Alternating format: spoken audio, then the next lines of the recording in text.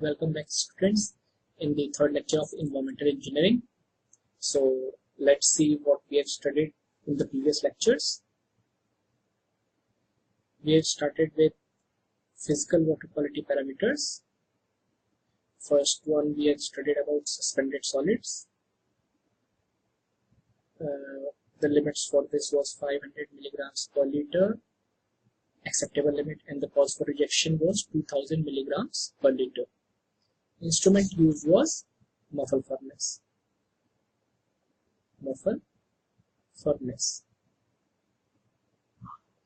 After suspended solids, we have seen turbidity. 4 instruments were used for this, that were turbidity rod method, Jackson turbidimeter, then Baylis turbidimeter, and nephelometer. The acceptable limit for this was, for turbidity, it was 1 NTU to 10 NTU. This was cause for rejection value, and this was acceptable limit. After turbidity, we have seen color. Color for this, the instrument used was tintometer. Tintometer. And the limit was, acceptable limit was 5 TCU, and cause for rejection was 25 TCU.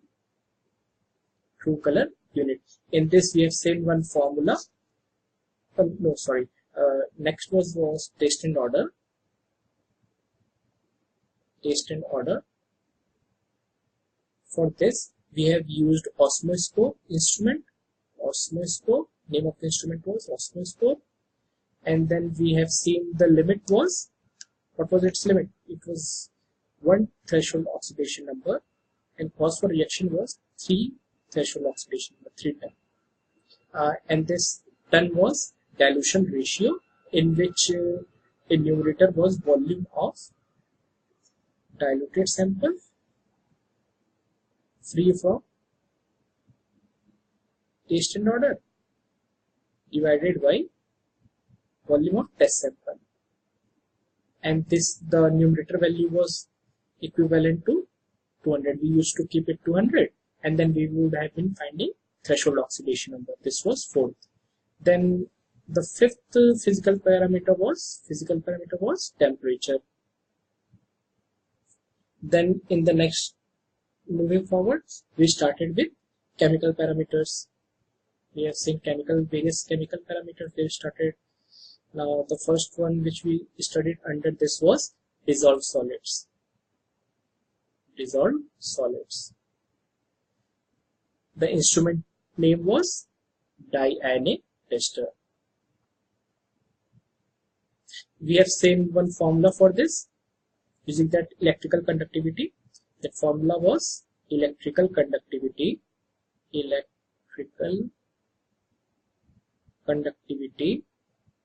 In, what was the unit?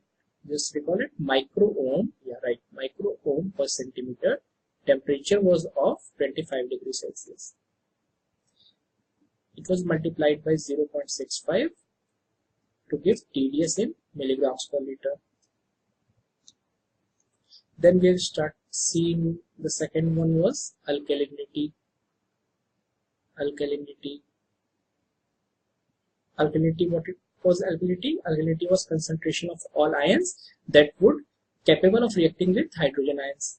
Now alkalinity were divided into major and minor constituents. Major constituents were carbonate, CO3 2 minus, SCO3 minus, and caustic alkalinity. And then moving forward, we have seen how it was measured. Measurement we have seen of alkalinity. Alkalinity was measured by using titration. The titrant was, what was titrant? Titrant was, titrant was 0.02 normal sulfuric acid. We used 2 indicators, phenolphthalein and methyl orange. Phenolphthalein and methyl orange. These were 2 indicators used. What was happening up to pH of 8.3? Up to pH 8.3, entire carbonate entire caustic alkalinity was satisfied, and half of carbonate alkalinity was satisfied, and up to pH of 4.5, half carbonate alkalinity, which was left over here, plus half of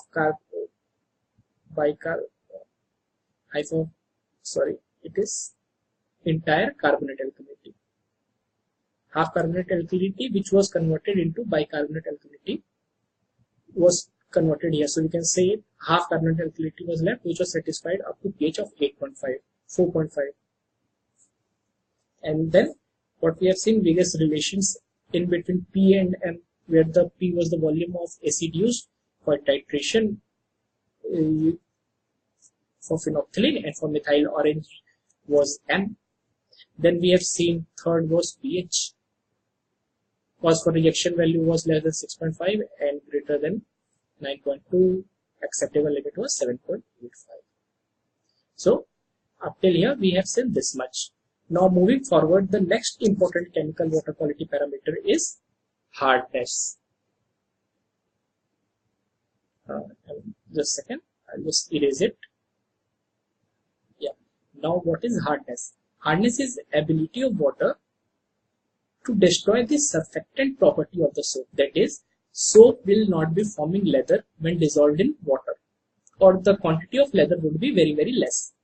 Now, hardness can also be referred as concentration of multivalent cations. This is a new term, multivalent cations. Now, what are multivalent cations? Multivalent cations.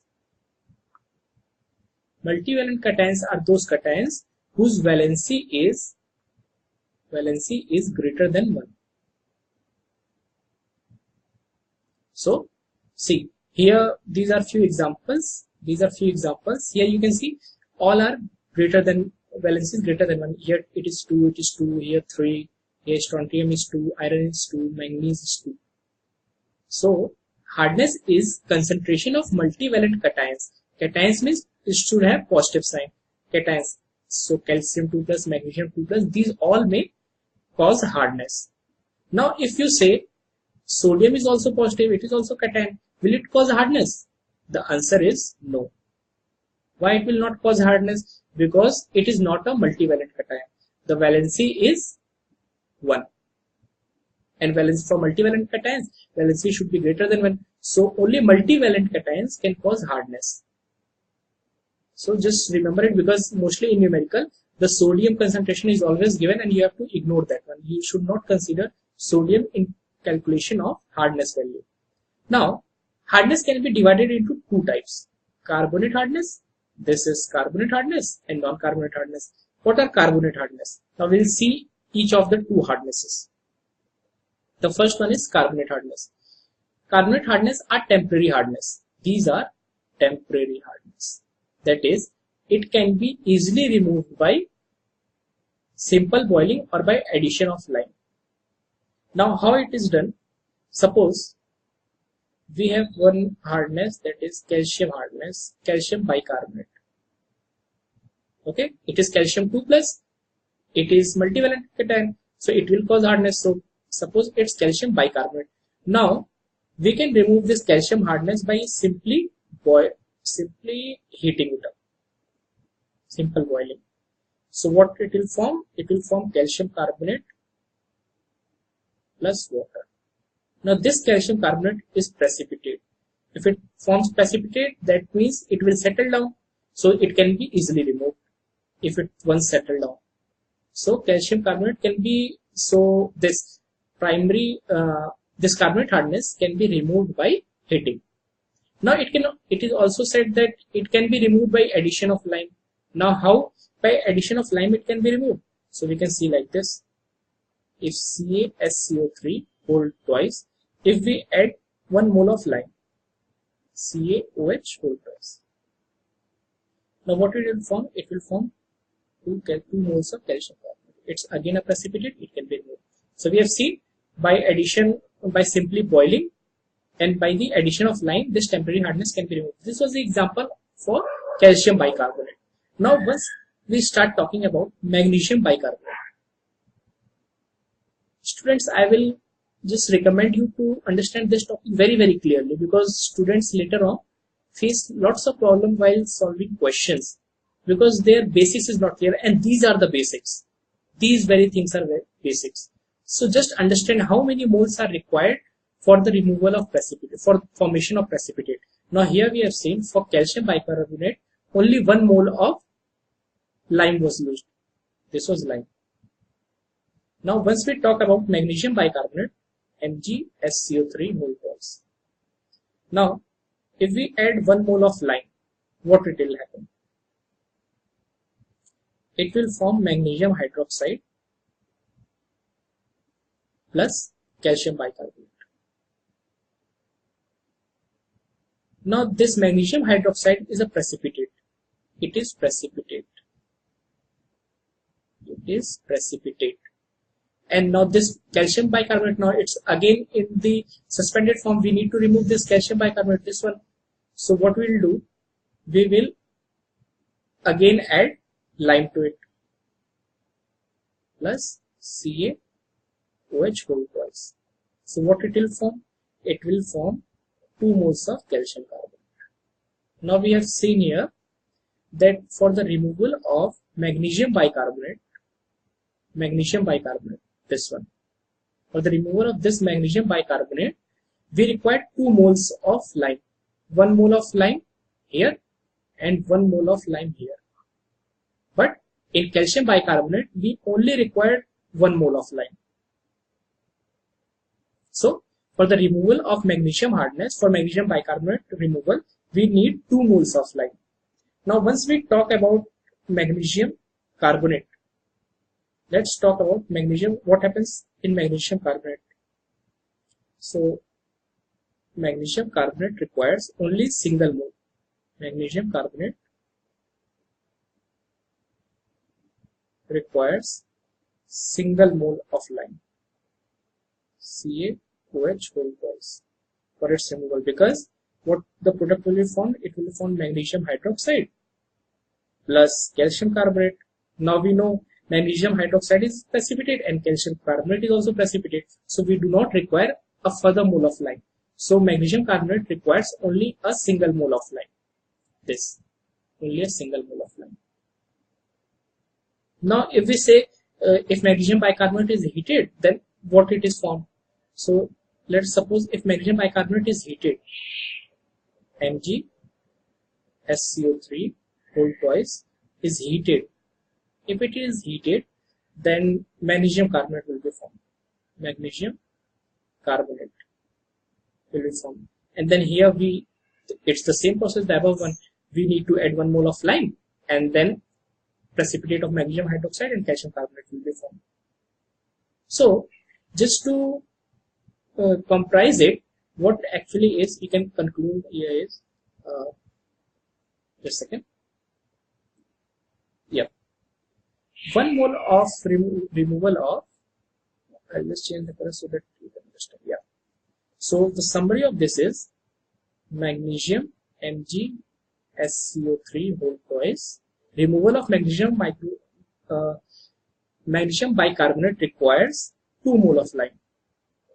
2 mole of lime. And removal of magnesium carbonate requires 1 mole of lime. And for calcium, you have already seen for calcium bicarbonate. And why not calcium carbonate? Because calcium carbonate is itself a precipitate, so we'll only talk about calcium bicarbonate. So calcium bicarbonate requires a single mole of lime. I hope this is understood. So shall we move forward? Yeah, let's move forward. Now the second is non-carbonate hardness. What is non-carbonate hardness? These are the permanent hardness. These are referred as permanent hardness, as it cannot be removed by boiling or by addition of lime. Now we have seen hardness was of 2 types, carbonate and bicarbonate hardness. Non-carbonate hardness, just a second, I'll just go to the previous slide and show it to you. Now carbonate hardness is due to carbonate and bicarbonate. Now don't get confused that if we are talking about carbonate hardness, then that means it will be CO3 minus only. No, for carbonate hardness, it should be both carbonate and bicarbonate. Both. They comprise carbonate hardness. And what are non-carbonate hardness? Non-carbonate hardness are due to sulfate, chloride, nitrate of multivalent cations. So this is non-carbonate hardness. Now moving further. Now what are the impacts of hardness? As I already said you, hardness water leads to lesser formation of foam with soap. Hardness due to magnesium sulfate has laxative effect. Okay, due to addition of magnesium sulfate, it is also hardness. Hardness leads to both corrosion and incrustation in pipes. Definitely, incrustation, that means deposition of certain precipitates would occur in pipes. Now it makes the food tasteless. This is also one of the impacts of hardness. Now hardness is represented in the form of, it is expressed as calcium carbonate equivalent of multivalent cation present in water. It is represented again in the form of calcium carbonate. Usually wherever we will be seeing, we will be only converting most of the 99% questions would be converted into calcium carbonate, because this is the unit in which all are represented, either alkalinity or carbonate either hardness. They are represented in the form of calcium carbonate. Now talking about measurement of hardness, it is determined by titration with EDTA solution. This you would have also done in your labs in BTech. I'll just recall it. This is our titrant pipe. This is, in this we have 0.01 molar EDTA, that is ethylene diamine tetraacetic acid, EDTA. Ethylene diamine tetraacetic acid of 0.01 molar. Now it is titrated for sample of water. This is water sample that will contain hardness like calcium, magnesium, calcium 2+, magnesium 2+, etc. Now indicator used is EBT, Arichrome black tea. The color of this is black blue. You won't be asked to write the titration. Mostly the question would be like, what is the titrant used for measurement of hardness? Name of the titrant is 0.01 molar EDT, ethylene diamine tetraacetic acid. Now this EBT is initially blue-black in color, and as soon as we I'll just explain it with the equation. Suppose this is EBT, Arichrome black tea. Now what it will do is, it will combine with calcium or magnesium ion present in the water. It will combine either calcium or magnesium, and it is very unstable. It is unstable. The color would be wine red. You must have titrated it. Initially when you add EBT, the color of the sample becomes wine red, and when this is titrated with EDTA, EBT, presence of calcium or magnesium, it will form a stable compound of EDTA with calcium or magnesium plus EBT. Now a steel color, blue-black color would be obtained, that shows the end of the titration. Now talking about the limits of this, before talking the limits of hardness, this is one of the points you should know, you should learn it. This is sometimes asked in the question, like for slight hard water, what is the limit?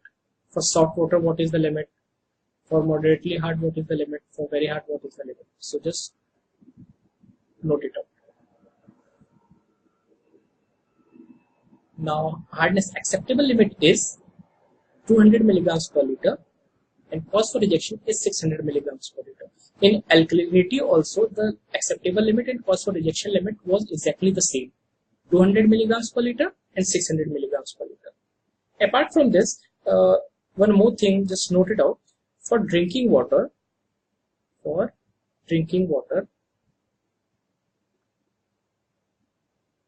hardness is maintained at the range of 75 to 115 milligram per liter. Just to impart taste, it is not made zero.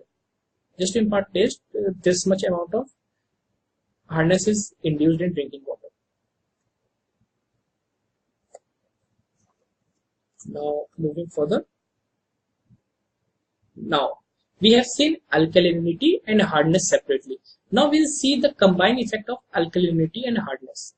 Now, just here your all doubts will be clear. Suppose this is CO3 minus and SCO3 minus. What are these? These are alkalinity. Just write it here as well. CO3 minus and SCO3 minus.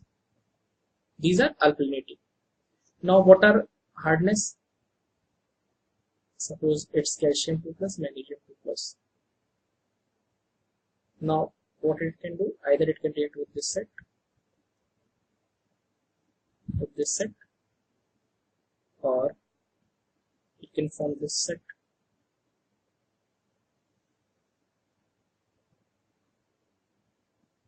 Now this carbonate and bicarbonate, you can see it can also react with sodium. We are not talking about hardness because hardness is only multivalent cations. This is not hardness value. But if compound contains sodium as well, so sodium will combine with carbonate to induce sodium alkalinity, because in alkalinity multivalent is not required. So sodium carbonate alkalinity can be formed. Now what we can say is here are two things. First, if sodium alkalinity is absent,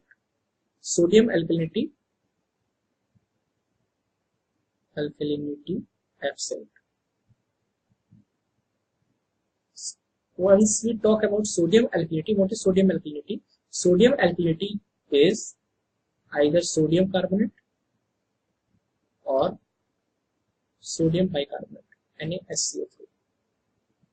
Now if this is absent, what will happen? Here, suppose this is our alkalinity. This is equal to carbonate hardness.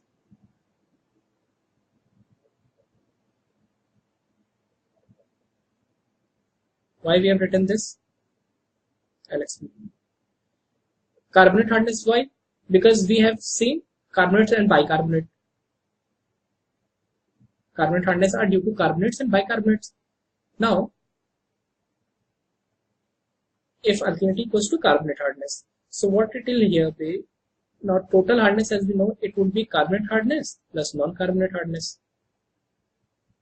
So what here we can write? Total hardness is equals to alkalinity plus non-carbonate hardness. Therefore, what we can prove here? Total hardness is greater than alkalinity. You just understand this concept. At the end of this, I'll just give you a short formula through which you can directly solve your questions. You don't need to go through all this. But just to make your basics and concept clear, I'm just explaining you how the entire process is working. Here, alkalinity is equals to carbonate hardness. Why? Because now sodium alkalinity is absent. So only this calcium and magnesium would be there. So alkalinity will be equals to carbonate hardness. Now, if this is second step,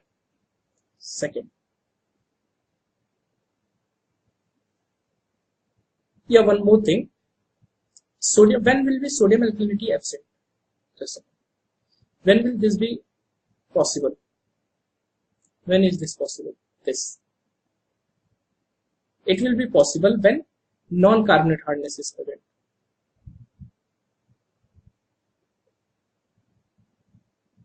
When non-carbonate hardness is present, sodium alkalinity will be absent. I'll just explain you how it works. Suppose we have a compound of calcium magnesium with fluoride or sulfate or nitrate NO3 minus plus sodium with carbonate CO3 minus. This is sodium alkalinity and this is non-carbonate hardness. Okay. Now what we have seen the last statement was if non-carbonate hardness is present, sodium alkalinity would be absent, because once this is present, then it will form a compound of calcium, either calcium or magnesium with carbonate or bicarbonate plus sodium with chloride, sulfate or nitrate. So you can see here, now this is with univalent. That means what here it's absent, sodium alkalinity will be absent. Now, just a second, I'll repeat it once again. Now see, we have said that if sodium alkalinity is absent in water, that means non-carbonate hardness should be present. Why we are saying this is because if non-carbonate hardness is present in water, it will combine with sodium alkalinity and form a compound calcium magnesium carbonate or bicarbonate with sodium chloride or with sodium with this. But this is not a major constituent, because major alkalinity is induced by only carbonate, bicarbonate and hydroxide. In the previous lectures we have seen this is a major constituent. This is major constituent of alkalinity. Major alkalinity is caused by this. So we can say this is absent. That is why we have said that if sodium alkalinity is absent, this is only possible when non-carbonate hardness is present. Now the second step is, if sodium alkalinity is present, then what will happen? Sodium alkalinity is present in water.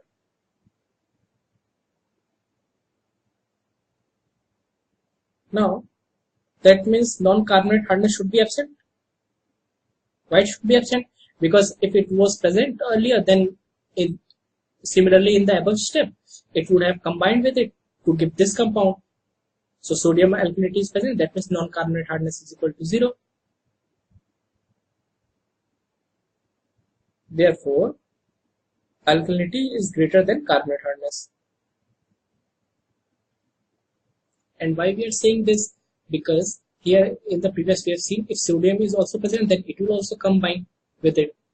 So it would be greater than carbonate hardness, which is only induced by carbonates and bicarbonates. So now again we can write it as total hardness is equals to carbonate hardness plus non-carbonate hardness. Now this is equal to 0. Therefore, alkalinity is greater than total hardness. I hope this is clear, and still if it's not clear, then please don't get worried. I'll just give you a direct formula which will imply at all the cases to obtain results. Okay. Now let's see that master formula.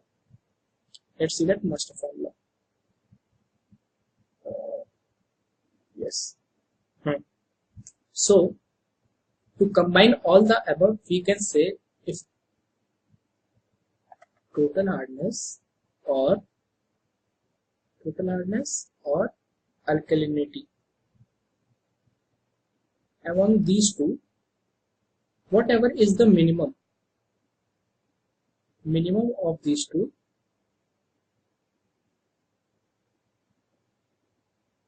minimum of either total hardness or alkalinity is equals to carbonate hardness. You will 90% get this question. This usually you will find once you start solving the GATE question papers of last 25 years, you will find the application of this. What it is, just look out at the value, alkalinity value, or if the data is missing, then calculate alkalinity and total hardness. Now just check out which is minimum among these two, and that value would be equals to carbonate hardness.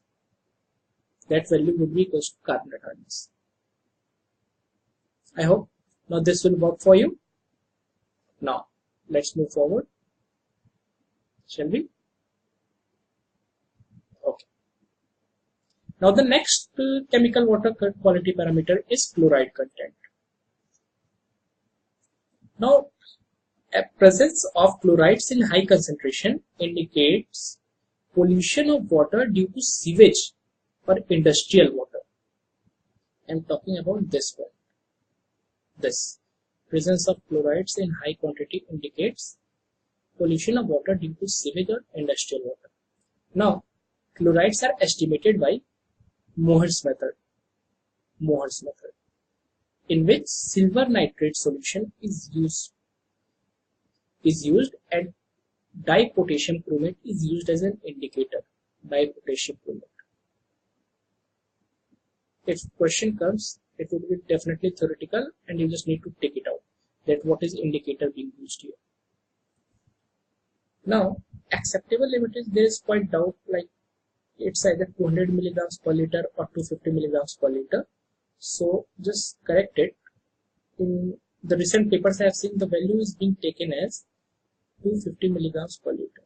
I have also verified from the standard book. The value is 250 milligrams per liter, and cause for rejection is 1000 milligrams per liter. It was just a small topic, fluoride content. Now moving further, the next topic is nitrogen content. And this one theory question is almost expected in almost every papers about the limits or the disease. Now, presence of nitrogen in water indicates pollution due to organic matter. Pollution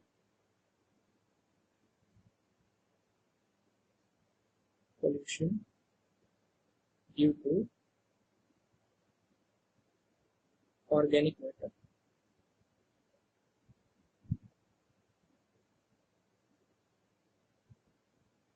Now, it can be found in many forms. The first one is free ammonia.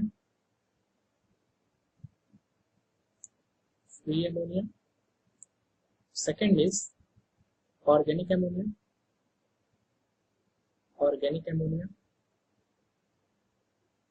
The third one is nitrite. Fourth is nitrate. Now, nitrite is NO2 minus and nitrate is NO3 minus. Now, what does this free ammonia indicates? Free ammonia indicates recent pollution. It indicates recent pollution.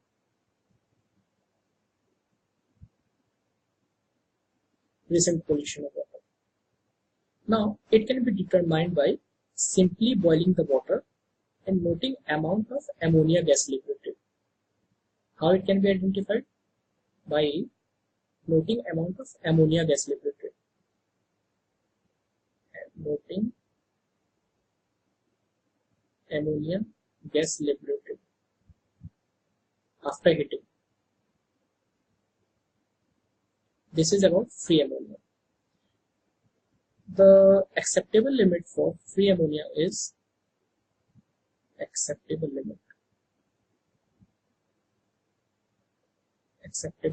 is 0.15 milligrams per liter. Now the second is organic ammonia. This organic ammonia. Organic ammonia indicates presence of nitrogen before decomposition of organic matter has started. Before decomposition of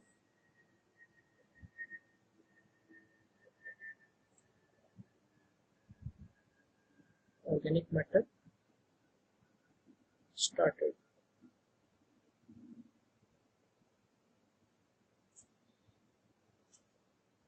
Nitrogen before decomposition of organic matter started. Now, organic ammonia when combined with free ammonia is known as Jackdaws ammonia. Free ammonia plus organic ammonia is equals to, they are commonly known as Jackdaws ammonia. Jackdaws ammonia.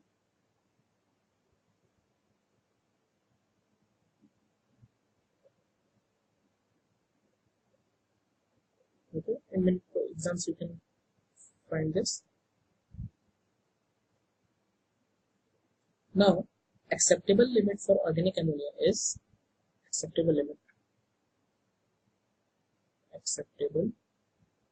limit for organic ammonia is 0.3 milligrams per liter.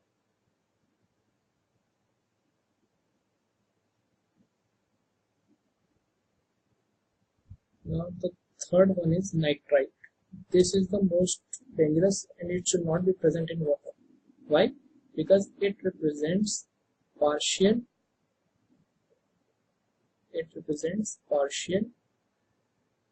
decomposition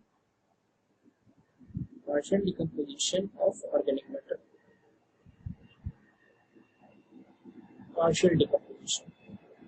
That means organic matter has not been decomposed completely. And it is determined by color matching technique.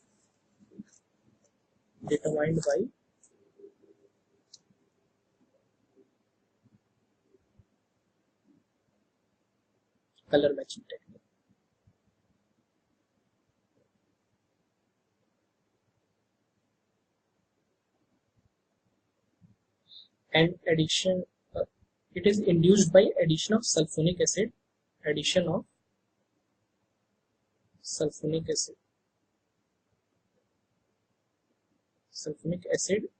and naphthalene. Naphthalene is used for this color matching for nitrite.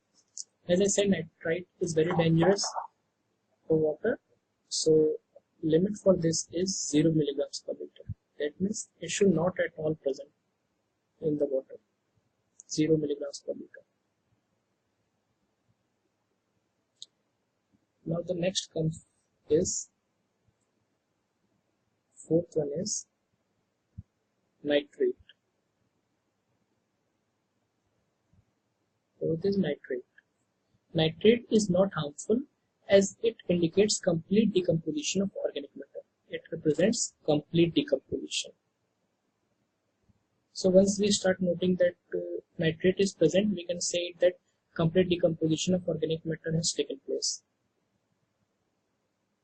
Complete decomposition of organic matter. Now the acceptable limit for this is 45 milligrams per liter. Acceptable limit. Now there is one very important question from this that is repetitively asked in many exams, like due to the presence of nitrate in water, it affects infants if it is present in greater concentration. It affects infants and they suffer from a disease known as methemoglobinemia. I'll just write it on. Methemoglobinemia.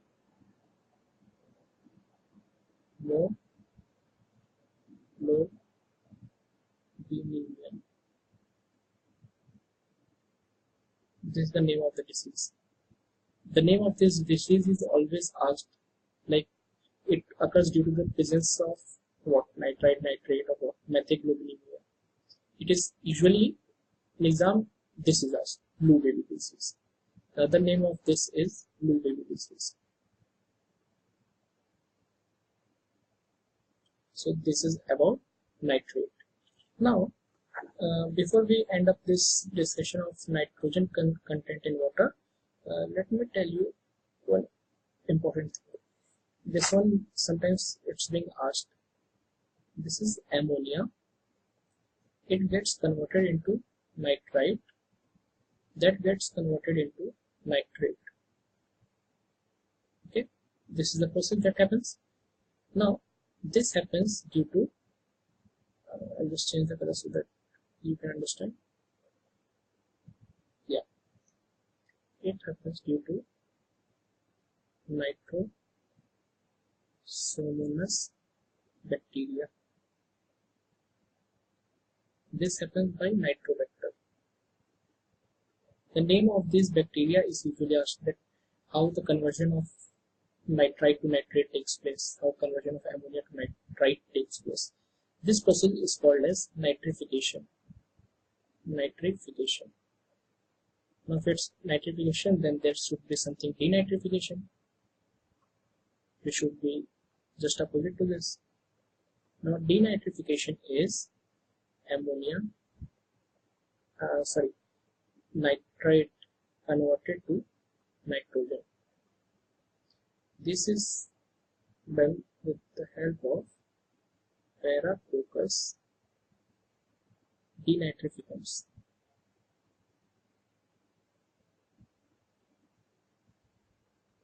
So just note these two things on this topic. Okay, nitrosomonas, it's NOUS, nitrosomonas bacteria. So this is all about nitrogen content. Now moving further, fluoride content. Now if fluoride is present in water up to 1 milligrams per liter, what will happen is it will prevent our teeth from dental cavities up to 1 milligrams per liter. And actually what happens is up to 1 milligrams per liter, it should be present in water to prevent dental cavities.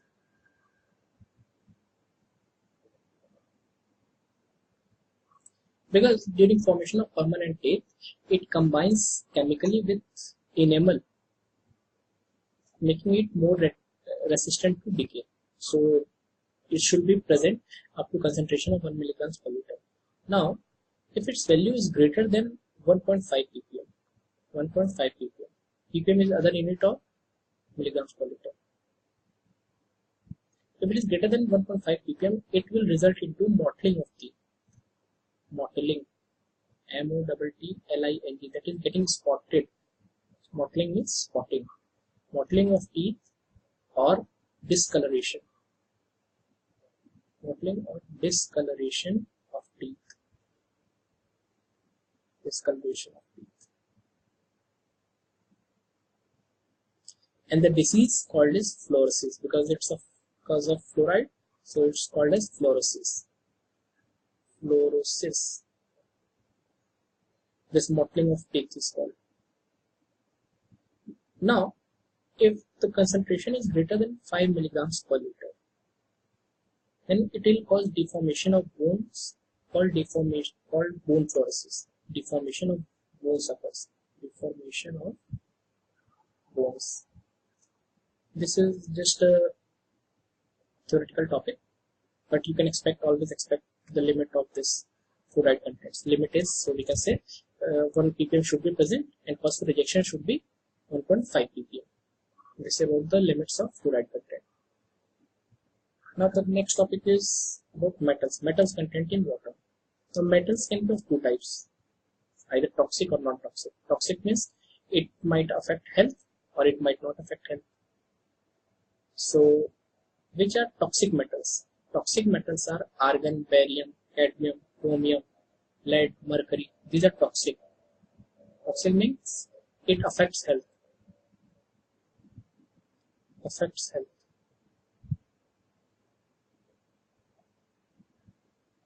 And calcium, sodium, iron, manganese, zinc, these are non-toxic metals.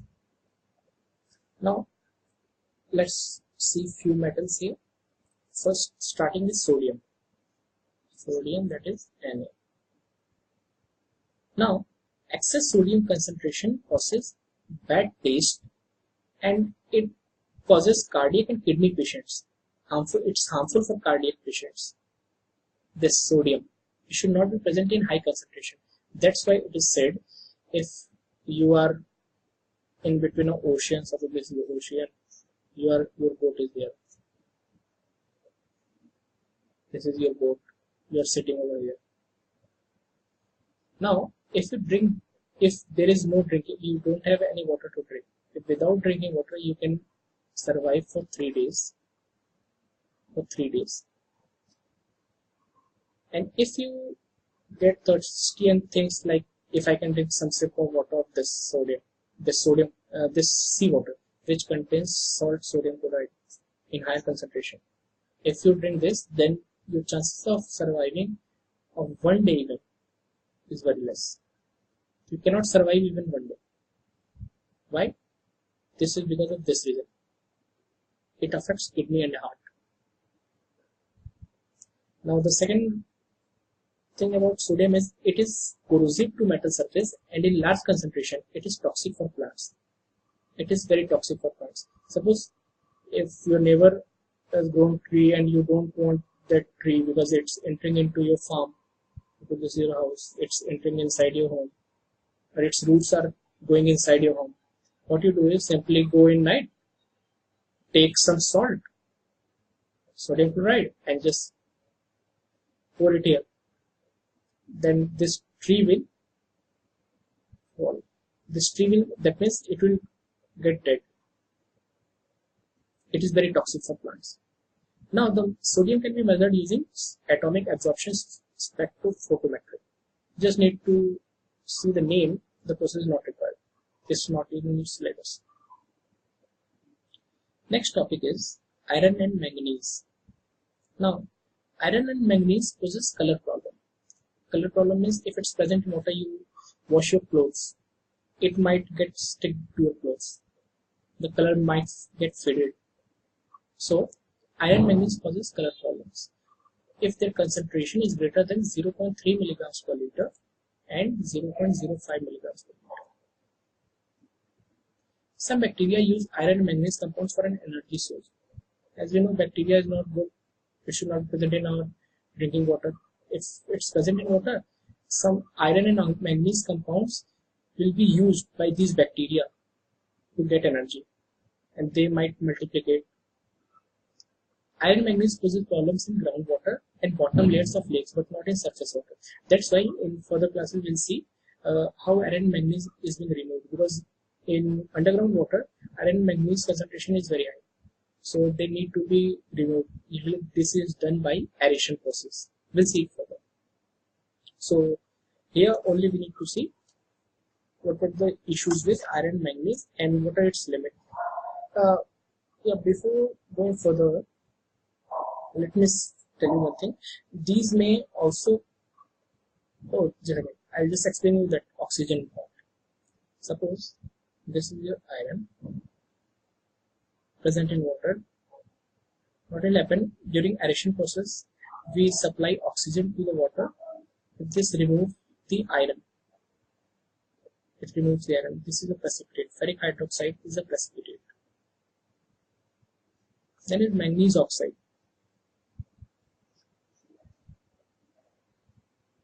It will form manganese oxide. This is also precipitate. Just remember it. Few examples only I have shown. Just do remember it. These are precipitates, because in your questions you should know that which is precipitate and which is not. So these are only maximum 10.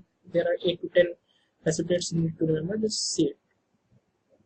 We'll discuss in questions. I'll just give you a brief. While solving question, I will mention almost all the precipitates which are required. Now the limits for iron manganese is, for iron it's 0.1 milligrams per liter to 1 milligrams per liter. And for manganese it is less than iron, and it's 0.05 to 0.5 milligrams per liter. Let's move forward and see the next metal. The next metal is copper. It affects lungs and respiratory organs. Lungs and respiratory organs. Mark it. There are only 2 or 3 statements for each as shortlisted, which are important for you and well mentioned. Just go through all of them. Its large quantity affects lung and respiratory organs. Copper sulfate greater than 250 milligrams per liter has laxative effect, and this is the limit for copper. Now, next is dissolved gases. Let us see a few dissolved gases in water. First comes methane. It is known for its explosive tendency. Just mark this one because directly question, direct statement you will get. Direct statement. And you just need to take not only in GATE but in various PSUs and various engineering examinations. Hydrogen sulfide imparts bad taste and odor. Carbon dioxide indicates biological activity. It indicates biological activity. Now, presence of carbon dioxide in water indicates presence of organic matter. Presence of carbon dioxide shows presence of organic matter. So carbon dioxide, so we can identify if it's organic matter is present in water or not. Oxygen levels less than saturation level indicates oxygen deficiency. This we will see in further when we will talk about sewage, and we'll see this. Now, maximum saturation oxygen level is 9.2 milligrams per liter. Just note it here. Saturated dissolved oxygen at 20 degrees Celsius. At 20 degrees Celsius, saturated dissolved oxygen is 9.2 milligrams per liter. Now, oxygen in water can be determined using Winkler's test. Just remember the name. You can get direct question from this. That what is the name of the method used for oxygen in water, measurement of oxygen in water. And this is the second important thing. The color of precipitate. If DO is absent, then color of precipitate is white. If it is absent, then white. And if it is present, then the color of the precipitate is red. So these were all the chemical parameters. Hereafter comes biological parameters that we will see in next class. But before ending, let's recap what we have studied today. Let's have a quick recap. Firstly, we have seen about alkalinity. Alkalinity, which major constituents were carbonate, bicarbonate, and hydroxide, SO3- and caustic alkalinity, and how it was measured. The titrant used was 0.02 normal sulfuric acid, and indicators were phenolphthalein and methyl orange. Phenolphthalein and methyl orange. This was the indicators, and then we have seen its limit, how it was carried we have seen. Then we have seen its limit to, what was its limit? Its limit was 200 milligrams per liter, acceptable limit, and first rejection value was 600 milligrams per liter. Alkalinity we have seen. Then we have seen about pH. We have seen the relation of pH, that is minus log to the molar concentration of this molar concentration of hydrogen ions. This should be in the unit should be moles per liter. This we can also write POH equals to minus log to the molar concentration of OH minus ion. This is also in moles per liter. We can say pH plus POH is equals to 14. This we have seen, and the instrument used for this was we have seen actually if phenolphthalein bromothymol blue is used as indicator, and if bromothymol blue is used, aquascope is the name of the instrument. Then after this we have seen about hardness. We have seen about hardness. Hardness were of two types. First was of carbonate, and the second one was due to bicarbonate. Non-carbonate hardness. Non-carbonate hardness was due to multivalent cations. Hardness is due to multivalent cations. Multivalent cations. Carbonate hardness was due to carbonates and bicarbonates, CO3 2-, or SO3 minus with combined with multivalent cations. Due to carbonates or bicarbonates was carbonate hardness. Carbonates or bicarbonates of multivalent cations. Multivalent cations. Non-carbonate hardness was due to others like it's a permanent hardness. Non-permanent hardness is permanent hardness. Permanent. This one was temporary. This is temporary. Temporary hardness. This is permanent hardness. Non-carbonate hardness is due to chloride, sulfate, and nitrates. Then we have seen how it is measured.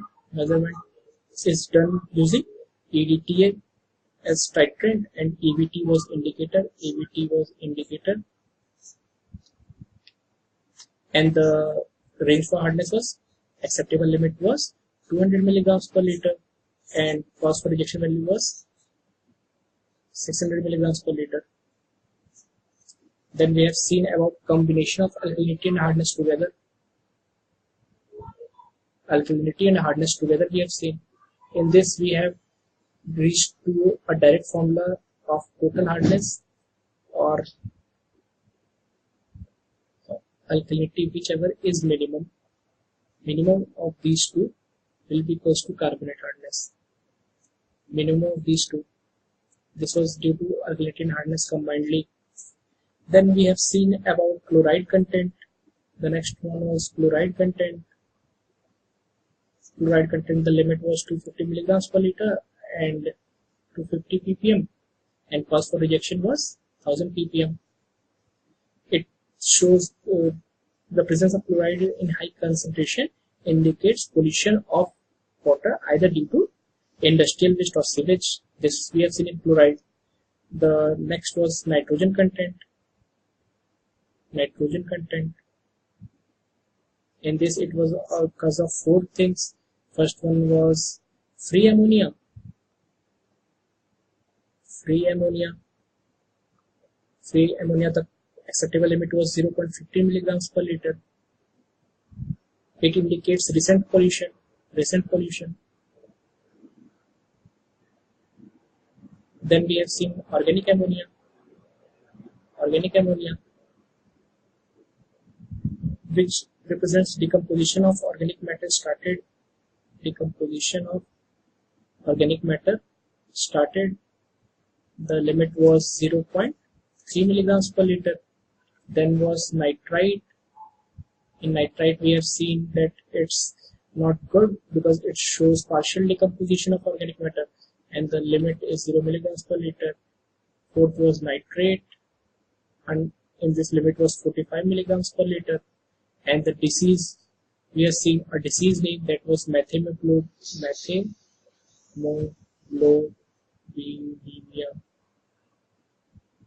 methemoglobinemia, also known as blue baby disease. Blue baby disease that we have seen in nitrogen content. Then further moving, we have seen fluorides. For fluorides, it was limit was 1 ppm. Acceptable limit and cause for rejection was 1.5 ppm. We have seen mottling and demottling occurs when what is the range.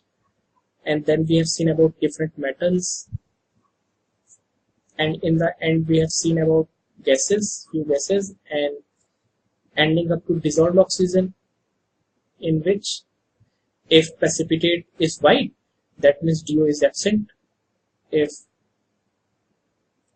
PPT is precipitate is white, dissolved oxygen, and dissolved oxygen absent. Dissolved oxygen absent. If dissolved oxygen present, if DO present, then color would be red brown. So this we have seen. Now in this much we have seen in today's lecture. In the next lecture we'll be continuing with biological water quality parameters and then entering into the treatment of water. And before that we'll solve few numericals to clear all your doubts. Thank you.